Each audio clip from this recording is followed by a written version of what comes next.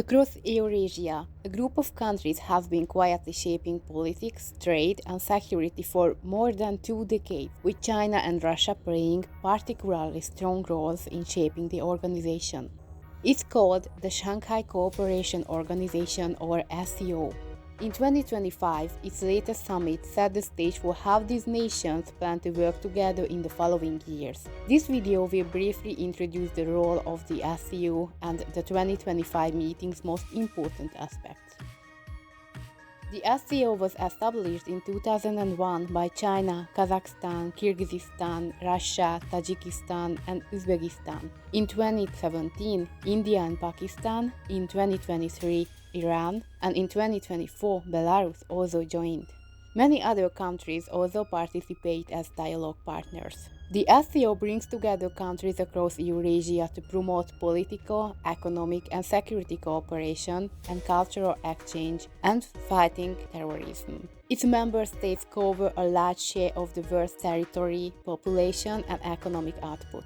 The organization focuses on sustainable development, the regional stability, and multipolarity. Multipolarity focuses on the power shared among several countries rather than dominated by one, which avoids a situation where one great power rules the international system. Although there are positive reactions towards this approach, others question how power would actually be shared among members.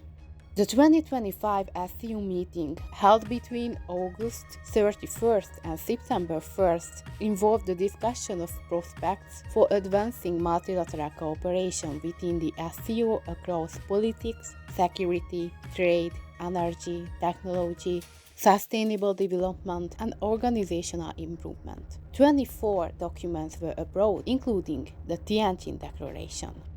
The Tianjin Declaration highlights the current geopolitical issues affecting global politics and points to how the international relations are undergoing historical changes, moving towards a multipolar world. The SCO member states reaffirm their commitment to the UN Charter, sovereignty, equality, and non-interference. They call for cooperation based on mutual respect and development, and emphasize building security in Eurasia. The declaration also launches long-term initiatives, including the SCO Development Strategy 2026 to 2035, to promote peace, stability, and a community with shared future for humanity. The latter is a highly crucial Chinese political slogan and foreign policy approach. Therefore, it means a clear political message from China, pointing to that the SCO ultimately serves the Chinese foreign policy goals as well. This is thus seen as a soft power tool rather than a neutral framework for cooperation.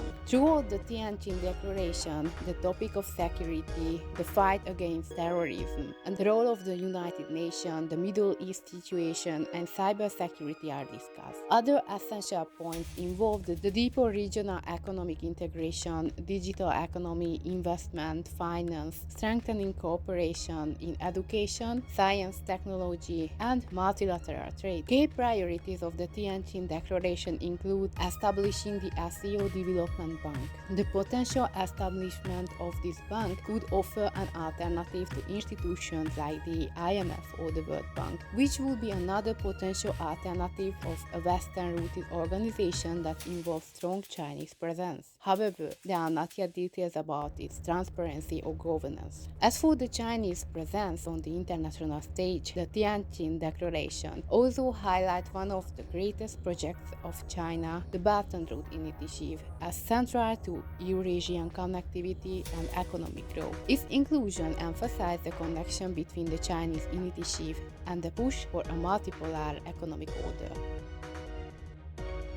During the 2025 SCO meeting, Chinese President Xi Jinping highlighted China's aim a more just and equitable global governance system. Global governance initiative thus emphasizes sovereignty, equality, multilateralism, and the central role of the United Nations. By opposing hegemonism, double standards, the initiative calls for practical actions to address global challenges and ensure all countries are active participants response. Within the SCO framework, it includes cooperation in energy, green and industry, digital economy, science and technology, education, and public health, while advancing multipolarity. As the SCO continues to expand its influence across Eurasia, the decision made in 2025 could shape not only regional politics and trade, but the broader path towards a more multipolar world. Yet, there are questions remaining. What exactly is the multipolar world order, and how would it affect the recent international system and the states within it? The SCO is not the only platform that involves China and Russia aiming to achieve multipolarity. For instance, the BRICS involve similar goals. Nevertheless, both organizations emphasize the importance of the United Nations and international system. What do you think about these plans of cooperation? Share your thoughts in the comments.